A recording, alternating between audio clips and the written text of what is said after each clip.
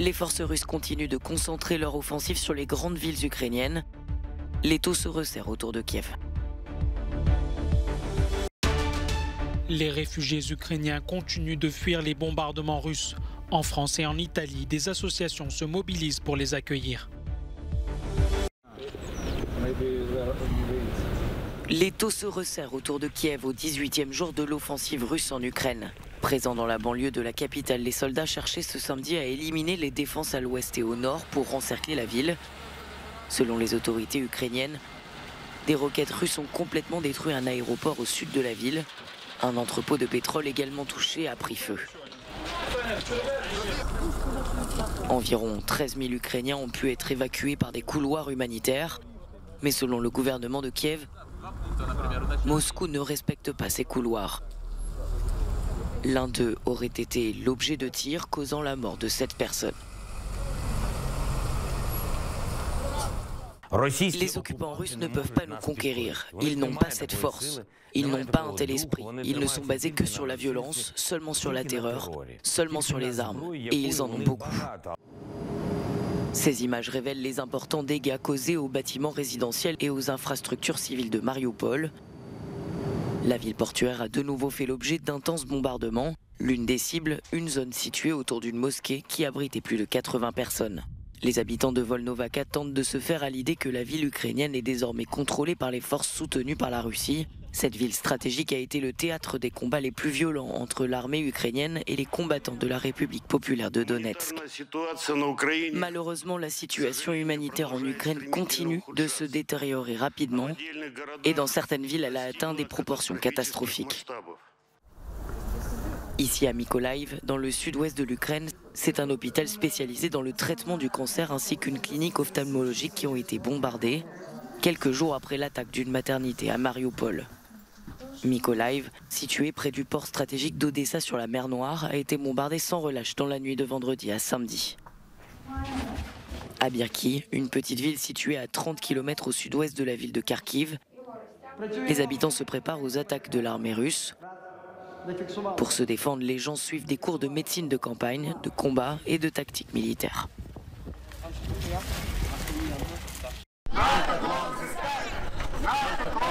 Chaque jour, depuis le début de l'invasion russe en Ukraine, la vieille ville de Cracovie en Pologne est devenue le théâtre de manifestations de réfugiés ukrainiens ayant dû fuir leur pays dévasté par la guerre. Inlassablement, ils appellent les dirigeants occidentaux à fermer l'espace aérien en Ukraine.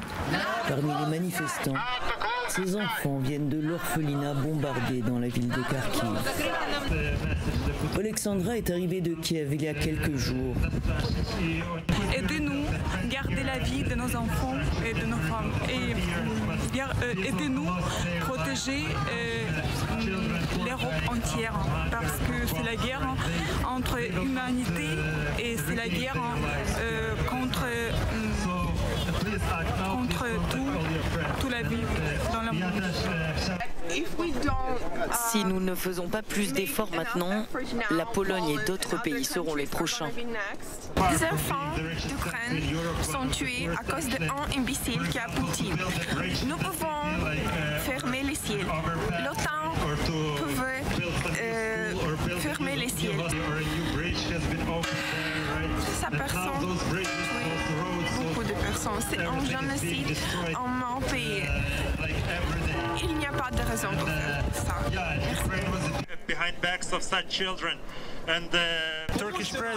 Le président turc Erdogan n'a pas peur d'envoyer des avions sans pilote en Ukraine. Alors comment se fait-il que les démocraties aient peur? Tous les pays puissants ont un budget militaire et ensemble ils sont beaucoup plus grands, des dizaines de fois plus grands que la Russie et le Bélarus combiné. Et ils ont peur d'agir. Ils manquent tout simplement de volonté. Tous ici appellent les citoyens des pays occidentaux à faire pression sur leur gouvernement. S'il vous plaît, le monde entier, ne restez pas silencieux. S'il vous plaît, aidez-nous. Nous avons besoin de votre aide. Ce que je dis ici, c'est pour tous. Ce que je dis est pour Biden, pour Macron, pour Johnson et pour le peuple. Je veux vous dire à tous, si vous n'arrêtez pas Poutine, le sang du peuple ukrainien sera sur vos mains. Not to close the sky! Valérie Goria de Cracovie pour Euronews.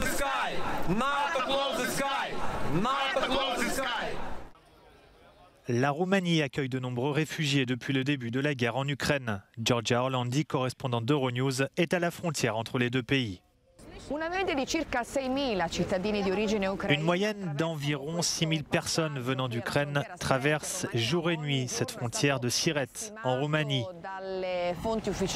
Selon les estimations officielles des autorités roumaines, près de 380 000 Ukrainiens auraient déjà traversé cette frontière depuis le début de la crise. Cette frontière est considérée comme la plus longue entre l'Ukraine et le reste de l'Europe. Comme vous pouvez le constater, il y a beaucoup de familles, de personnes qui arrivent ici, où il y a des tentes d'aide des deux côtés de la route. Ici, ils peuvent trouver toutes sortes d'assistance et d'aide.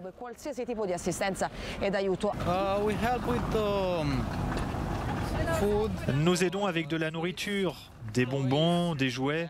Nous avons des produits hygiéniques, des couches pour bébés.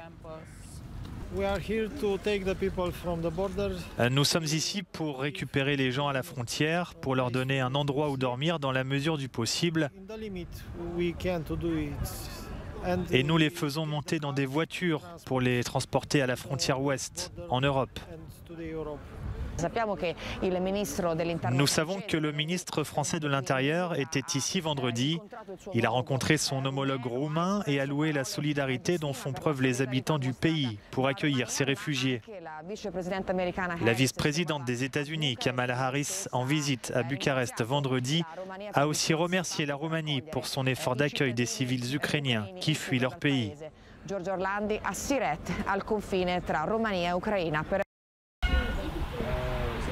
Le monastère Saint-Théodore, situé à quelques kilomètres de Rome, est devenu un refuge pour des dizaines de femmes et enfants ukrainiens qui ont fui leur pays après l'invasion russe.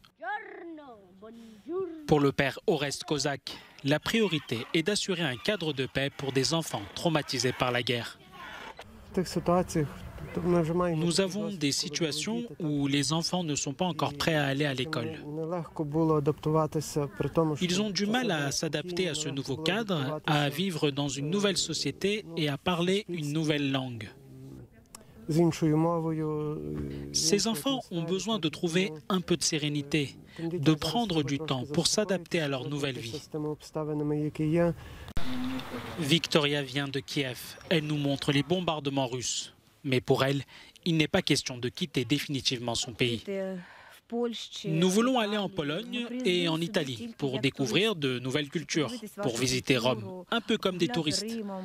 Mais on veut absolument rentrer chez nous et continuer de vivre dans notre pays. Depuis plus de 20 ans, l'association Simia Enfants d'Ukraine permet à des Ukrainiens de venir en France. Et depuis le début de la guerre, elle organise l'arrivée des réfugiés. Valéria et Karina ont trouvé refuge dans une famille d'accueil à Tourcoing, dans le nord de la France. Je me sens en sécurité, mais je suis très inquiète pour ma famille et mes amis qui sont restés là-bas.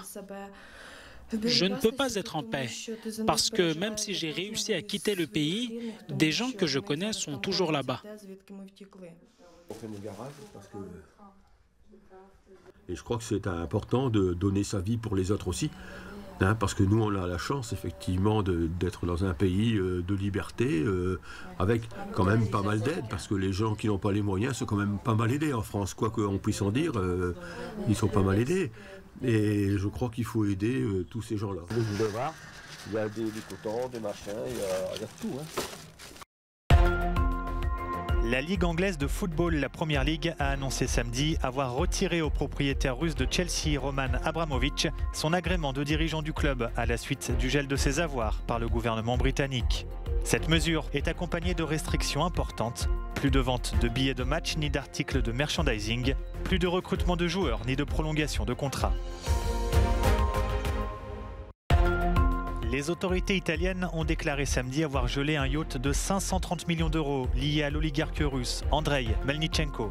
Situé dans le port de Trieste, il s'agirait du plus grand yacht privé à voile et moteur au monde. En raison de la guerre en Ukraine, le magnat multimilliardaire du charbon et de l'engrais a été inscrit en début de semaine sur une liste noire de l'Union européenne et fait l'objet d'un gel des avoirs et d'une interdiction de visa.